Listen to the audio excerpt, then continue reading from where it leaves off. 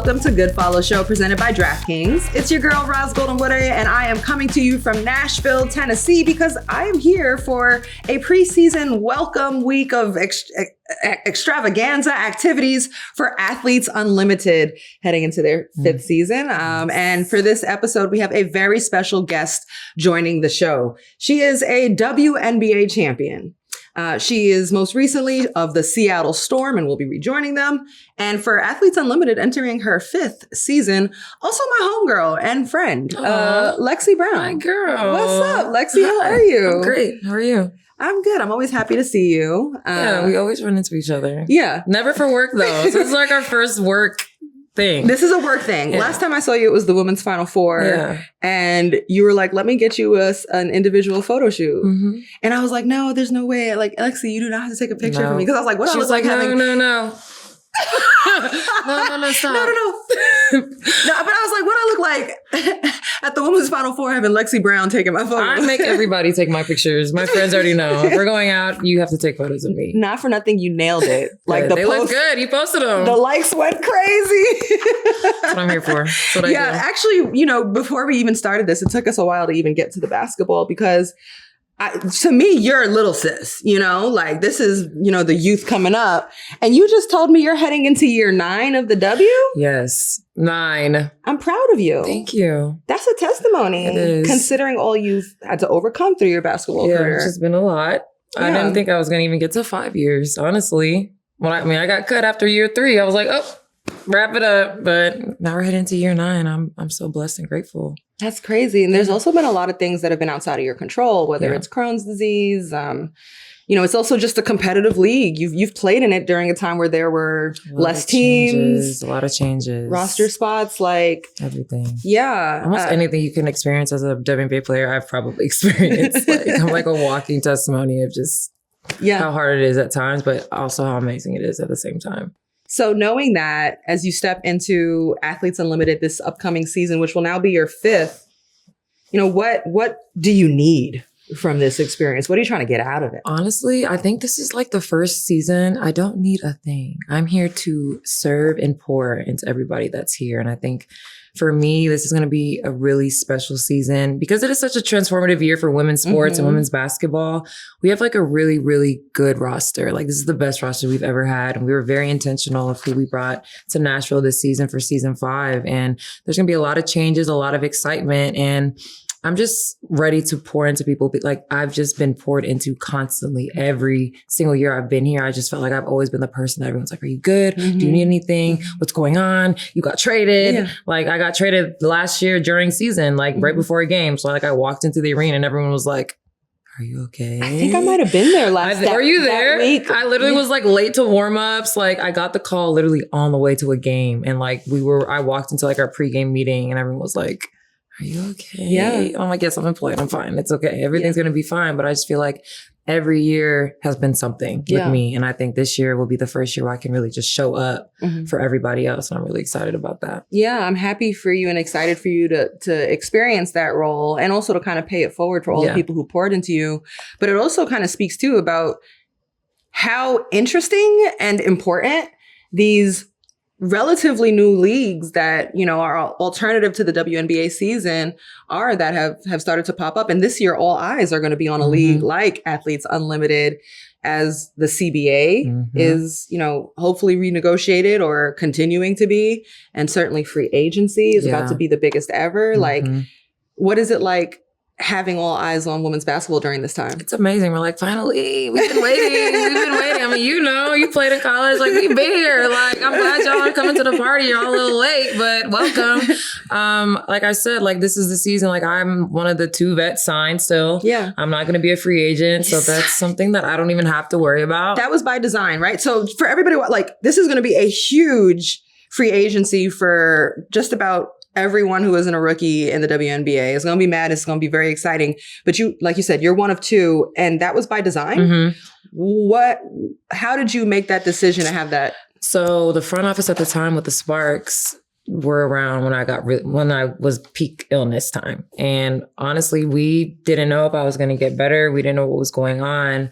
And they were gracious enough to extend me an extension in the middle of me being sick. I hadn't played in months, but they were just like, you know what? Like, we're going to trust that you're going to get better. You're going to get back. We're going to give you this extension. I needed the health insurance. You know, I wasn't worried about the salary. I'm not afraid to work hard for something. I knew I would make the money back on the back end, but just having that protection, not having to worry about if I was going to be employed or not, where I was going to get my health insurance, if I was going to be straight with my medication, took such a weight off me. And that's why I decided to do the extension. And I know a lot of people just found out during the finals because they said it a lot during the finals. Yeah. And everyone was like, what? Like, how? Why would they do that? Like, it was very intentional, 100% intentional. And I knew maybe in the back end, I would lose like a year of this new CBA money, but there's a possibility for them to like renegotiate it, rip it up, whatever. But I know for a fact that like, at least I'm going to have my health insurance. And for me, that was like top priority. Security is a real thing. Again, especially when you've, had so many situations or setbacks that have also been outside of your control. Yeah. You was like, I could lock this in. I mean, last year and this year will be my first 2 protected contracts in my whole career.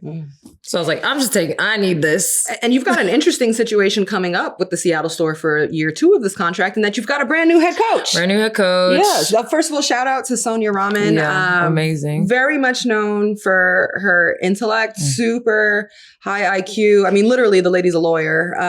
Very, very well regarded in coaching circles. Also,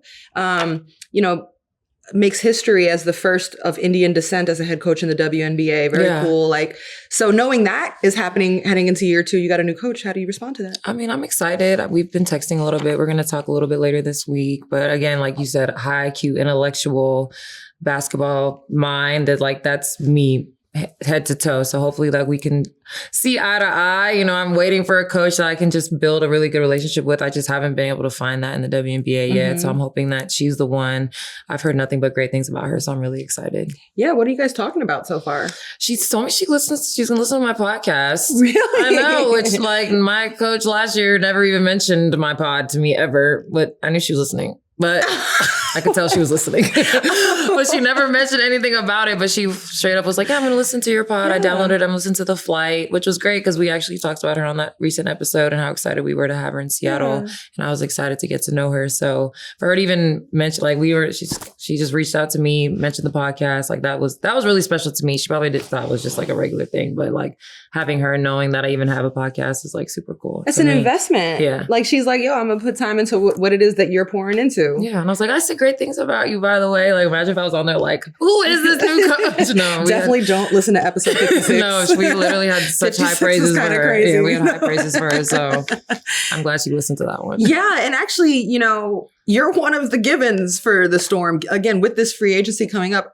a lot of teams, we don't really know what to expect. It's going to be insane. I can't wait to watch it all unfold. It's going to be You have no idea who your teammates are going to be. None. I think it's me. Right now, it's just me and the babies. So those are the ones that are locked in. But again, you have the expansion draft too. It's going to be crazy. The regular draft, we have no idea what's going to happen. There's so much new. There's so much on the timeline that you need to get to, and the CBA is still holding everything hovering overhead. Yeah. I mean, what are you most concerned about, or is your biggest interest right now with the CBA, especially given y'all just renegotiated a extension through November 30th? Right. So do you feel like the time is ticking to get this done for sure? I mean, the last CBA we went through January, I think. So this is nothing new. So we've had extensions before. I wasn't as hands-on with the last CBA because I was still relatively new to the league and I didn't really know what was going on.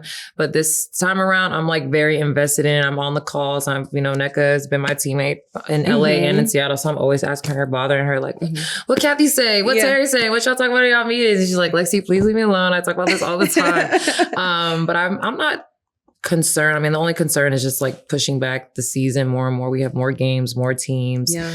We need more roster spots, obviously. But the fact that we're going to be seeing all this new money, whatever that looks like, is something that I never thought I was going to be able to experience in my career. So I'm just really excited. I mean, I think even it's getting a little messy. It's getting spicy, but deep down, I think everybody's just really excited about where the league is going, and hopefully we can figure it out. Yeah. Do you feel like you're close? No, unfortunately. No. But maybe I'm not in the big meetings with the executive committee, but we just saw AC when she was in Nashville briefly when we were here, and she was just like, yeah, I mean, the talks they're moving, but like they should have been moving like a few months ago. So, but moving forward is better than moving backwards. Who do you think is first to feel the pressure of missing out on momentum built by not getting this done properly? I think the league, now that we have us and Unrivaled, like we just have more leverage and more power than we've ever had. We have so many opportunities outside of the W, which is amazing. And I feel like this is the first time that we really can afford to like not play. We don't want to do that. We love the W. We love our fans. We want to continue to push the league forward. But for the first time, I feel like in the history, there's enough of us to be like, oh no, like we'll be okay if we don't have this season. But again, like that is worst case scenario. Yeah. In my eyes. But the perspective, there's got to be an attitude shift. I was just talking about this with Angel McCautry, actually. And I was like, how the attitudes have to shift, because maybe in the past, it used to be that, you know, WNBA players might have been lucky to have the platform of the W. That's an old mindset. It's old. This is now an era of NIL, of people having star power before they enter the W, of people being millionaires before they enter the W. Like, y'all are partners now. Yes, right. It's like not this power hierarchy. Like, it wasn't like y'all just be grateful to be here. Just grateful. Like, I mean, it came out of Kathy's mouth. Like, we heard it from Fee when she was like, y'all, everyone should be grateful that you even have this. And yes, we are grateful. Absolutely. We love being able to make money playing a game that we love. But at the end of the day, there needs to be some type of, you know, value added. Like, y'all have to show us that you guys value us as the players. Like, there's no league without the players. So I feel like we are headed in the right direction, but I think we had to kind of like light a little fire under the league a little bit, and that's not what we wanted to do. We wanted to kind of keep it behind closed doors, but sometimes you just have to kind of let everything out in the open and see what happens. Do you wish it hadn't gotten quite as spicy and personal as it did? I mean, yeah, you don't ever want to throw anybody under the bus, because we are, like you said, partners. At the end of the day, we want to keep things civil, but some things just have to be said. And I mean, Fee of all people saying it, you know it was bad. Yeah, you know it was bad. And Sue Bird said something interesting too on another podcast. She was saying, we have found, this was like me paraphrasing what she said, we have found that nobody will listen to us until we yell and start screaming. And I was like, like, that's kicking, screaming, throwing things against the wall. Right, jumping on the couch. That's basically what that was. And I mean, they have responded. And I think people now, I've said it a lot, like, people aren't being so dense about the conversation anymore. Like, people are like, oh, your league just loses money. Like, the amount of comments I see, I'm like, okay, like, you guys don't know that. If the league was that much of a failure, it would have been done already. Like, let's move past that and just get down to the nitty gritty of what we're asking. We're asking for a bigger share of the pie that we have helped bake. You know, the pie keeps growing and our slice is getting smaller and smaller and smaller. We're not asking for the entire pie. We're not asking for a huge piece of the pie, just a bigger slice than we have right now. And we want the pie slice to grow as the pie grows. And right now it's going the opposite direction, and we need that to change.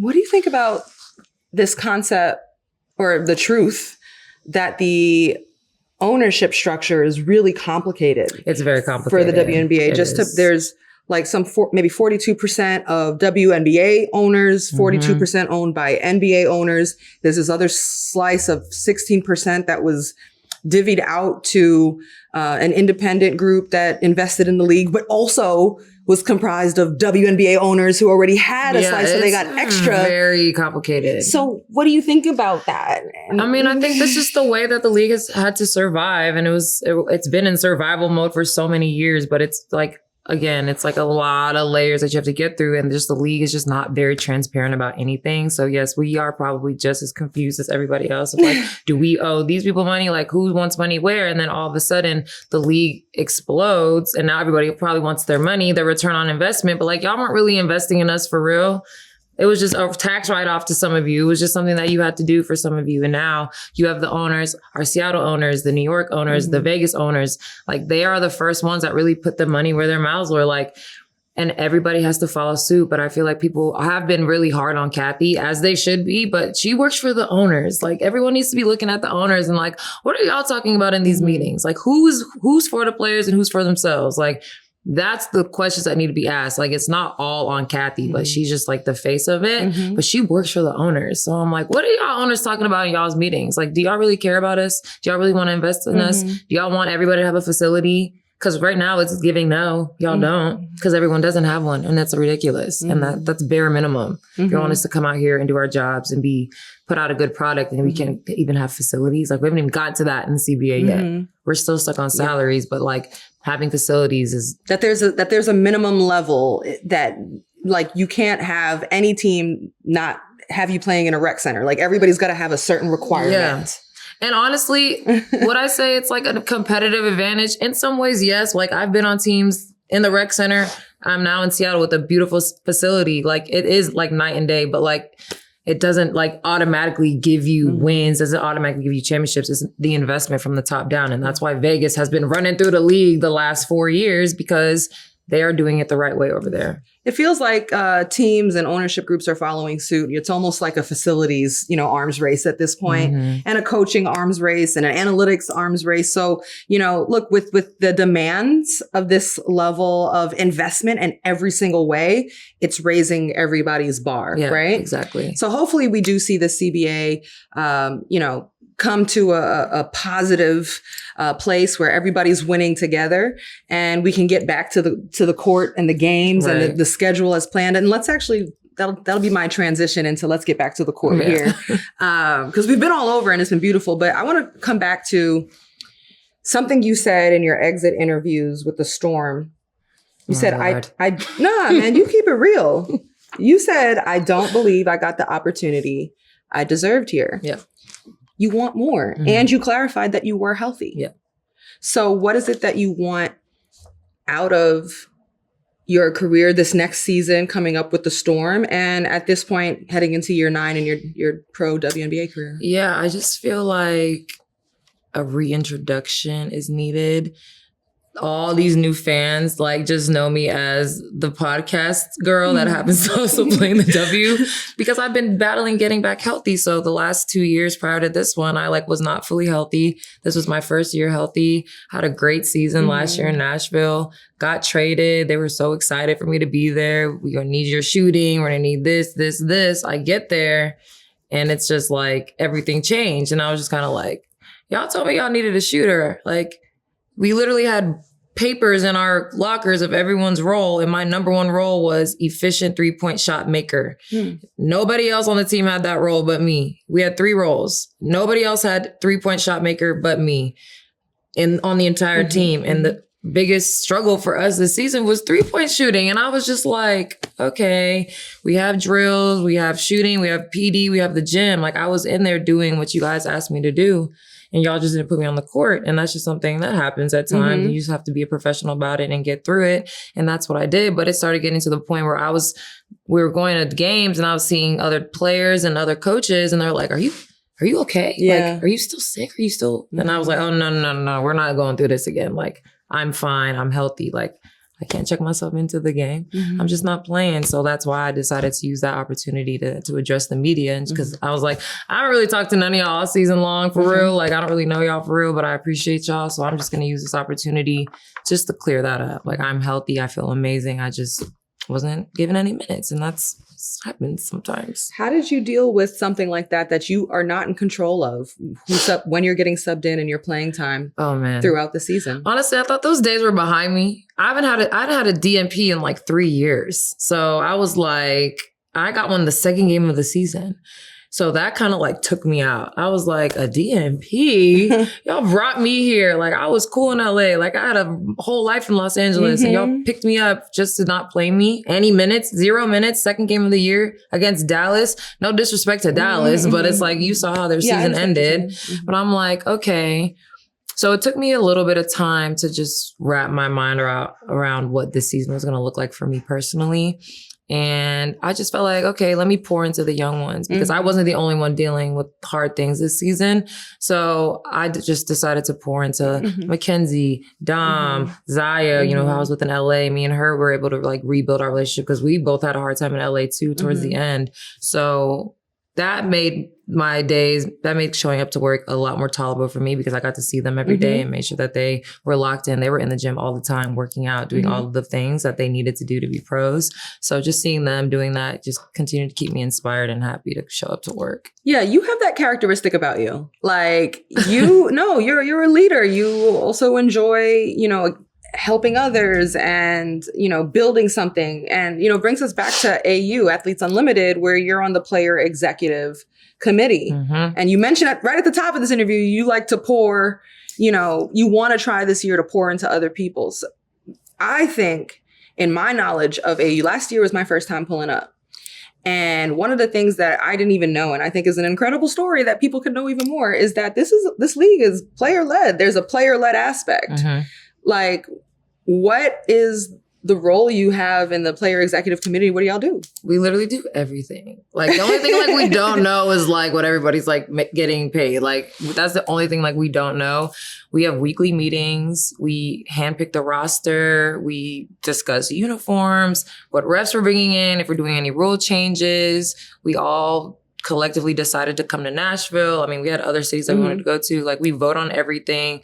We're like extremely hands-on, and I feel like we don't really have a group that likes to like toot their own horn, but like we have a very humble group, but I feel like we need to like pop it a little bit more. Like we really built this league from the ground up with the help of the Johns that, you know, founded this, and, you know, having the other sports has been amazing. But I feel like what we've built basketball wise, like we tapped into this off season thing way before anybody else did. John believed in women's basketball before anybody else did. So like, we're always so grateful for him. He's on all the meetings. He was in Nashville with us this weekend, and it's just so much fun. And it's like, I'm getting my feet wet in the front office GM role that I want to have one day, hopefully. But it's been a blast, and it's really like the optimal opportunity for me to just pour into each other, pour into others, and continue to grow the women's game. Okay, I'll get you out on this one, because another cool aspect of this season of Athletes Unlimited is your dad, Dee Brown, is going to be having a role in AU. So like, what's he going to be doing, and why is that special for you to have this with him? He's going to join Danielle in doing a player development, skill development. So he actually asked me if he could come do some AU stuff. And at first I was like, no, like this is my thing, and people are gonna be like, oh, Lexie and her dad and la la la la la. But I was like, actually, like that's a great idea, Dad. So I just brought it to Megan and the PC. I mean, the PC, they had to vote on it and make sure it was okay without me present, and they know that everyone's really excited. So he's been away from the women's game for a long time, but you know, he's been training me since I've been a kid. He coached my AU team. He's really passionate about women's basketball and the game. He coached the W. He has a lot of knowledge. So he's just really excited. We're really excited. And I haven't really been able to spend a ton of time with him. You know, in the last few years, I've been on the move. He's been on the move. So for us to be able to, you know, have some daddy-daughter time in Nashville, and I'm not gatekeeping him anymore. So I hope everybody just loves him as much as I do. Oh, it is so sweet to see your father-daughter relationship and the love through the game and bonding. Yeah, he likes to be behind the scenes. So even him asking to like come do this, I'm like, are you sure? You like to kind of be in the cut like Batman a little bit. But he's like, no, I'm ready to come out and show everybody like my knowledge and everything that I can teach y'all. And he has great drill. Like, I'm so excited for everyone to see his drills. Like, just his basketball mind is just incredible. So I'm really excited. Oh, it's going to be a family affair here at AU in Nashville. You know, I can't wait. I'll be back in February to see you there. But thank you for pulling up to Good Follow Show. Of course, thanks. Yeah, everybody, that'll do it for this episode of Good Follow Show. Lexie Brown and her pops coming to you. Papa Brown. From Nashville, Tennessee. We'll see you next time.